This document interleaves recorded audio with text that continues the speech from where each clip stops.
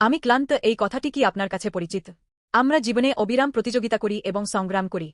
কিন্তু একদিন এমন একটি মুহূর্ত আসে যখন আমরা আর কিছু করতে চাই না। শরীর ভারী, হৃদয় শূন্য, যেন আমাদের সমস্ত শক্তি নিঃশেষ হয়ে গেছে।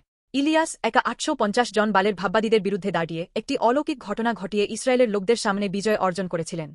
কিন্তু বিজয়ের আনন্দ স্বল্পস্থানী ছিল। রানী ইজেবেলের হুমকি, আমি তোমাকে হত্যা করব, তাকে সবকিছু ছেড়ে মরুভূমিতে পালাতে বাধ্য করল। এক রাজাবলি 19 বিজয়ের নাজক এক মুহূর্তে পলাতক হয়ে গেলেন। একটি ছাউ গাছের নিচে বসে তিনি বললেন, প্রভু, আর যথেষ্ট। আমার প্রাণ নাও, আমি আর পারছি না। এই কথাগুলোতে তার সমস্ত হতাশা ও ক্লান্তি ধরা পড়েছে। শ্লোক 4। ইলিয়াসের পলায়ন, হিব্রু বারাক, কেবল শারীরিক পলায়ন ছিল না, বরং তীব্র ভয়ের কারণে সহজাত প্রতিক্রিয়া ছিল। তার মৃত্যুর প্রার্থনা, ওয়াইজিশাল এট নাফস লামুত, মানে তার আত্মার মৃত্যু চাওয়া। নাফস শব্দটি কেবল আত্মানয়ন, জীবন ও পরিচয়কেও বোঝায়। এটি গভীর হতাশার প্রকাশ, তার অস্তিত্বের সম্পূর্ণ অবসানের ইচ্ছা। ধে নাফস কর্মেল পর্বতে ঈশ্বরের মহিমা দেখেছিল, তা ইজেবেলের হুমকির মুখে ভেঙে পড়ল।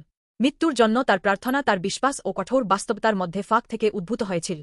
আমরাও বাইরের হুমকি বা আমাদের বিশ্বাসের দোলাচলের মুখে এই গভীর ক্লান্তিতে ডুবে যাই। ইলিয়াসের হতাশা এসেছিল এই দেখে যে তার জীবন ঝুঁকির মধ্যে ফেলা প্রচেষ্টা সত্ত্বেও কিছুই পরিবর্তন হয়নি।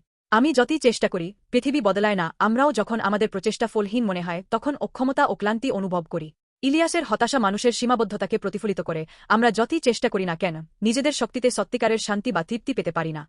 এই গভীর ক্লান্তি দেখায় কেন আমাদের একজন ত্রাণকর্তার প্রয়োজন। যিশু আমাদের সমাধান করতে না পারা হতাশা ও নিরাশা বহন করেছেন। ইলিয়াসের মতো তিনি পালিয়ে যাননি, বরং ক্রুশে আমাদের ভার বহন করেছেন এবং তার পুনরুত্থানের মাধ্যমে সত্যিকারের বিশ্রাম ও আশা দেখিয়েছেন। প্রিয় বন্ধুরা, যখন জীবনের ভার আপনাকে এতটাই ক্লান্ত করে যে আপনি আর এগোতে পারেন না, মনে রাখবেন যে হতাশার শেষে আমাদের একমাত্র আশ্রয় যিশু। তিনি বলেন, ক্লান্ত ও ভারাক্রান্ত সকলে আমার কাছে এসো, আমি তোমাদের বিশ্রাম দেব। যিশুর কাছে এসো, যিনি আমাদের ক্লান্তি আলিঙ্গন করেন এবং আমাদের ক্লান্ত আত্মাকে পুনরুজ্জীবিত করেন।